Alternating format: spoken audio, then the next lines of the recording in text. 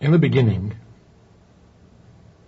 right at creation, the Torah describes a condition called tohu, chaos. That in the beginning, the early stages of creation, there was darkness and there was water and there was the Spirit of God hovering over the water. And that was a condition of chaos, of tohu.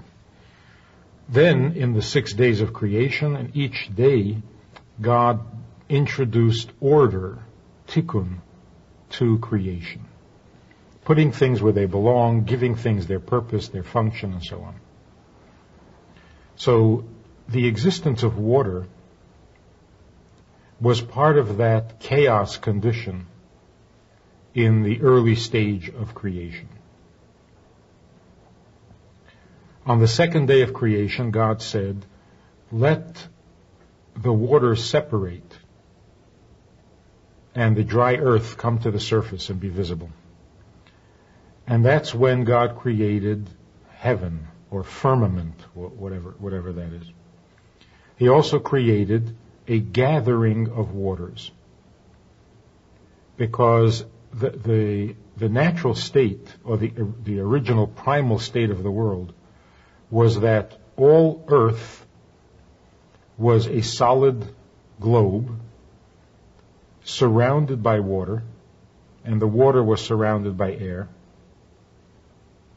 and the air was surrounded by fire, by energy. On the second day of creation, when the waters separated and allowed the segments, the pieces of this earth globe to float to the surface, what happened then was that the earth contained the water. There was a gathering of waters. And as the Torah says, this gathering of waters, this mikveh mayim, this gathering of waters, God named or called oceans or seas. So the first time we find the word mikveh associated with water, the first time we find that mentioned is in the very act of creation, where God created gathered waters rather than chaotic waters. So the first thing we know now about mikveh, about a gathering of water, is that water can exist in two states. It can exist in a chaotic state, in a state of tohu, or it can exist in a tikkun state, in a state of orderly function that facilitates the purpose of creation. So going from ungathered water to gathered water is the process, a very basic, primal process of going from chaos to purpose. Now, what does chaos mean in God's creation? Obviously, it doesn't mean uncontrolled or purposeless, meaningless existence. Chaos means an existence that is necessary for the purpose of creation, but doesn't directly contribute to that purpose. It's like the basic stuff with which you build a house, but it's not yet functioning, it's not yet harnessed in the actual construction and the actual building of the house. So it's raw material. When that raw material gets focused into the creative process, then it's called tikkun. The idea of the gathering of the water is that the rush of waters, the flow of waters, is a very creative potential, has a very creative potential. But when it rushes, its own energy is so intense that it doesn't permit it to create or to be creative. So the potential overwhelms itself and is therefore chaotic, non-productive. But when that energy is harnessed, when that energy can be contained, can be gathered, and directed, then it becomes a very powerful creative force. So in the beginning, the waters were chaotic. They had a great potential, but they were not focused. Then God gathered the water, and by gathering, He gave it a purpose and a direction so that its creative potentials would be productive and creative. We find the same thing with washing of the hands. That when you wash the hands, you have to have contained water. You have to gather water in a container and then pour that gathered water over your hands. And again, the idea is that water has a great potential, but when it flows, it destroys, by its own energy, it destroys the boundaries, the borders, the definitions that need the energy that the water has, so that the water is not contributing its energy to a focused, to a gathered, to a collected, to a definable purpose.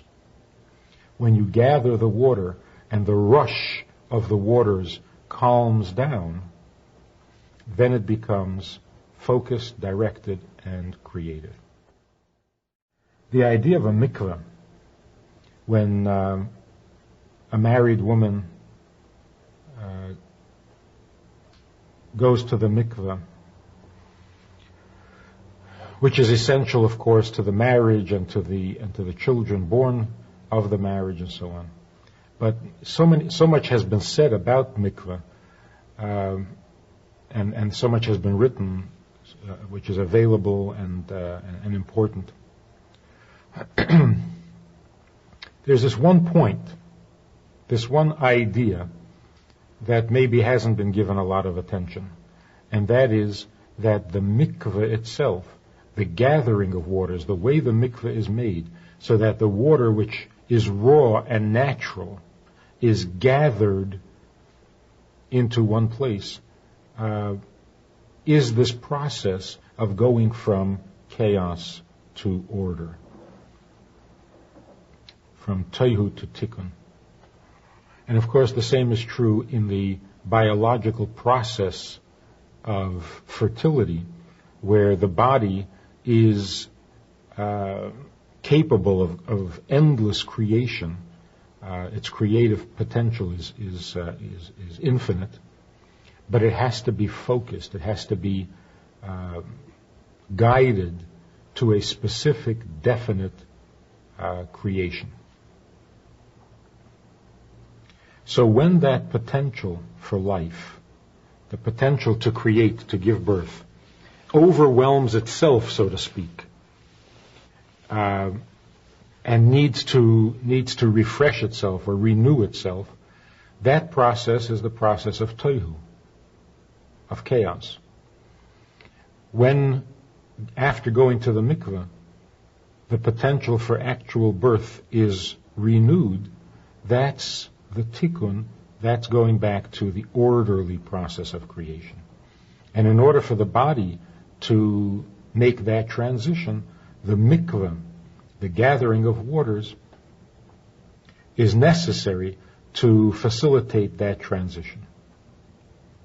Because that's where God, in creation, put the potential and the ability to renew creative energy from chaos to order, to tikkun.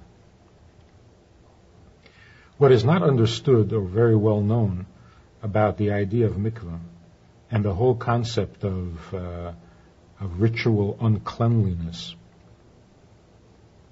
is that the general conventional understanding is that there are times when a woman is ritually impure because there is a touch of death, a hint of death, the loss of life potential, or, as we were saying, the chaos state. And during that time, the husband may not approach her, may not touch her, because she is off limits, she is unclean. And around this concept, other nations, other cultures developed all sorts of superstitions, all sorts of taboos, all sorts of misunderstanding or misinterpretation of the reason, the purpose of this separation between husband and wife.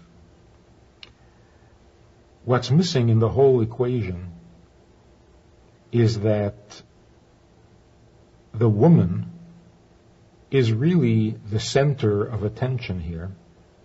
It's about her, not about the husband, and yet somehow it got turned around that it is the husband's need, it's the husband's welfare that we're concerned with, and that's why the separation, because the husband needs to avoid contact with his wife. The truth, of course, is the exact opposite. There's a law in the Rambam, in the laws of the Beis Hamikdash, where it speaks about the uncleanliness, the ritual impurity of an animal that died in the temple. Animal walked into the temple, crawled into the temple, and died. Well, that's an impurity. A Kohen is not allowed to be in the same building, under the same roof, with an unclean carcass, with an impure carcass. So now the question is, does the Kohen go into the temple in order to remove this animal, or must he not go into the temple? There's a whole discussion there in the Talmud about this. The conclusion is that he may not go into the temple. Now, the Rambam adds a very interesting twist to the whole concept. He says the Kohen, the priest, is not allowed to go into the temple when there's an impurity in the temple because of the following reason. As he goes into the temple, he becomes impure. And then his presence in the temple is violating the holiness of the temple because he is in his impure state present in the temple which is holy. So here's an interesting twist. It's not that the Kohen is not allowed to go into the temple because he will become unclean or impure, and his purity is what's being protected.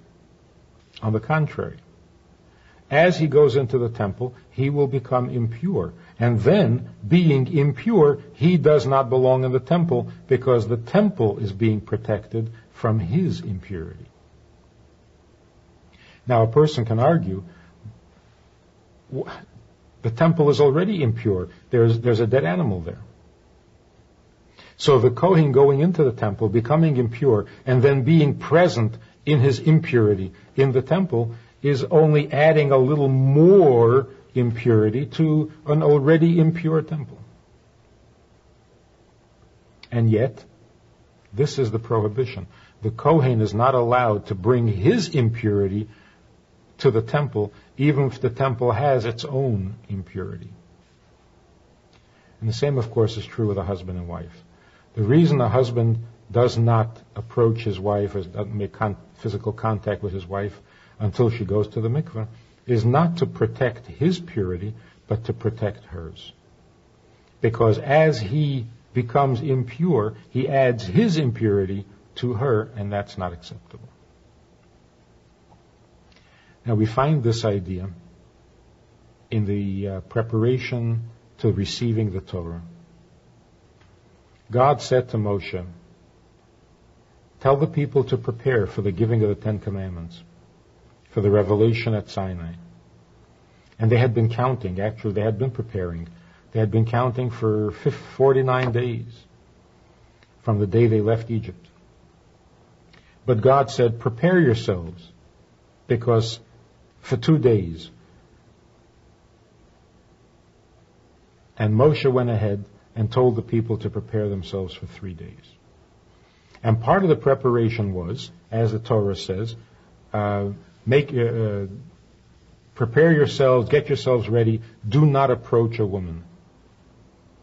And again, the conventional assumption is, do not approach a woman means men should stay holy. But Moshe went ahead and made it a 3-day preparation rather than a 2-day preparation. And Rashi tells us that's because by having 3 days of separation between men and women, that allowed the women to become ready, to be prepared, to not be ritually impure from their husband. So again, conventional wisdom seems to put all the emphasis on the effects on the husband, when in fact the topic is women, the woman, and therefore the benefit must be to the woman and not to the man. So the story of the mikveh the concept of mikveh appears throughout all of Torah, beginning again with creation. During the flood, we find again the theme of mikveh, because God destroyed the world in the flood because the world had become so corrupt and so impure. But God can destroy in so many different ways. Why with a flood? Why with water? And so if we look at the description of the flood, we find that just as a mikveh, in order to be proper, to be functional, valid, has to have 40 measures of water, the flood, the rain of the flood, was also for 40 days and 40 nights. Just as the mikveh has to cover the entire body, including the hair, the rain of the flood waters covered the tips of the mountains, and only then did it stop raining. So, in a sense, God purified the world by taking it to the mikveh, by immersing the world in 40 days and 40 nights worth of natural rainwater. So the world was not just destroyed in the flood, it was purified in the flood.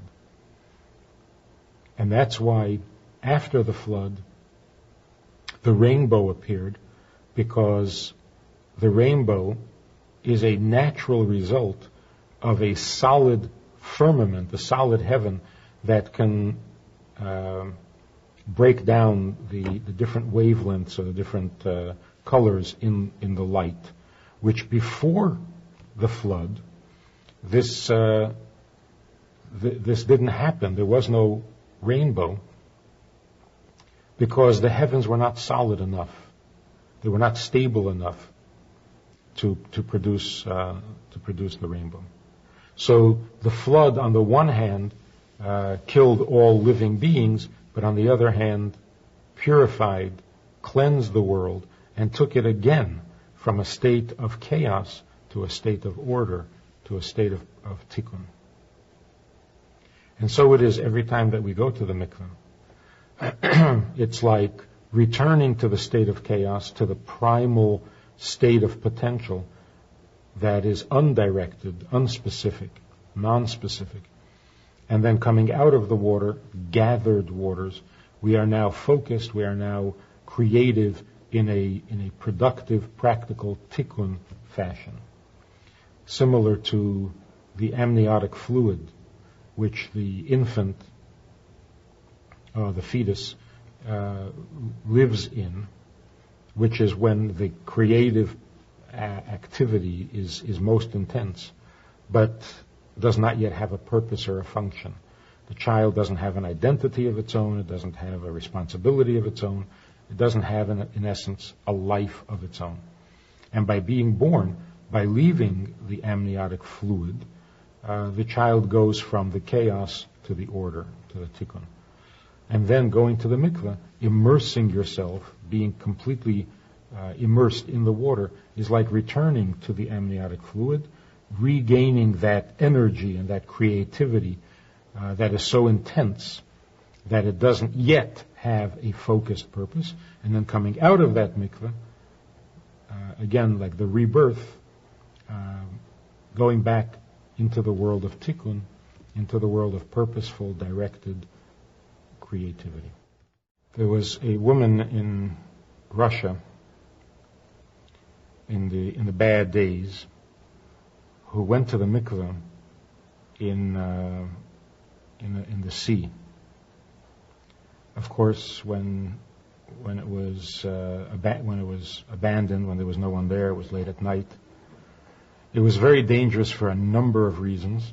First of all, being out there alone was itself dangerous.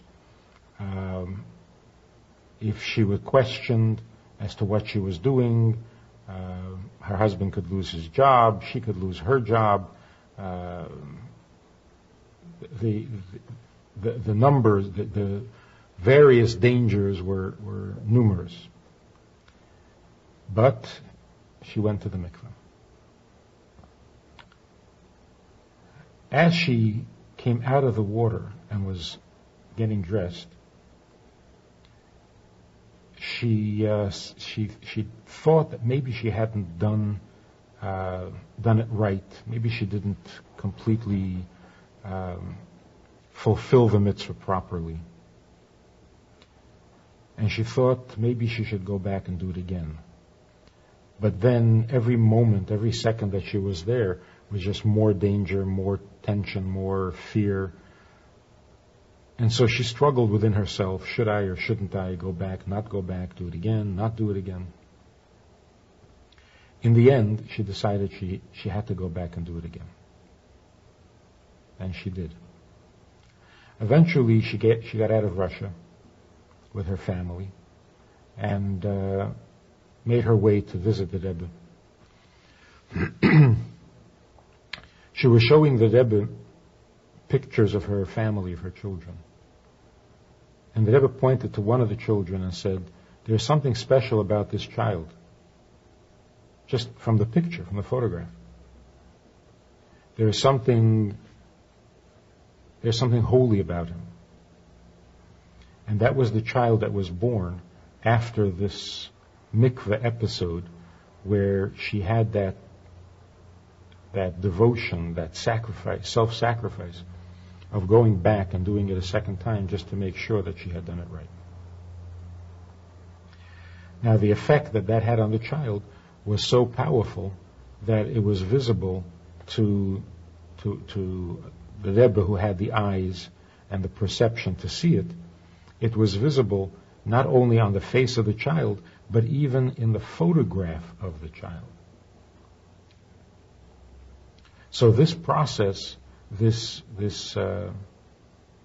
purposefulness that mikveh brings, going from the chaos to the order, is really the whole purpose of creation. And that's why mikveh is treated as such a special mitzvah, so absolutely essential and basic to Jewish life, not only because it affects children and future generations, which is of course crucial to Jewish survival and to Jewish identity and so on, but it speaks to the very heart of creation itself. God's purpose in creation, to take a chaos condition, an intense energy, an intense creative potential that is so intense that it overwhelms itself, and to capture that, to gather that into a specific, into a focused, guided creation with a reason, with a purpose, with a goal that we can participate in, that we can contribute to, that we can be part of. This is everything. This is the whole story of creation. The purposefulness is really at the heart of all of Yiddishkeit. That God created the world with a purpose. That the world satisfies a purpose. that the existence of the physical, of the mundane, of this world that has taken so long to become decent, to become what it needs to be, what it should be, what it's intended to be. And through all the trials and tribulations, one thing keeps us optimistic, one thing keeps us motivated and inspired. There's a purpose. There is a purpose. There is a reason. There is a plan. We're headed somewhere. We're going somewhere. We're accomplishing something. We're not in chaos. And that all this potential, all this energy that sometimes gets misguided, misdirected into evil energies, into the success of evil, which needs to be rechanneled, that needs to be redeemed and brought to the tikkun and brought to contribute towards the purpose. That's the whole scheme of creation. The balance of good and evil is really the balance of chaos and order. And when we participate in it, when we do our part to capture our own chaos, our own overwhelming potential that doesn't allow itself very easily to be harnessed, like a really spirited horse that doesn't allow itself to be saddled. We know that energy and that spirit would be so intense and so creative and so useful once it does allow itself to be saddled. And so the creative potential that the body has, the creative energy that the body has, all of that, its intensity, its pleasure, its attraction, its ability to make our lives or destroy our lives, all of that can be captured into tikkun, into creative, productive, and purposeful birth and creation. And that is the story of gathered waters. Partner with Rabbi Friedman. Visit itsgoodtoknow.org/support.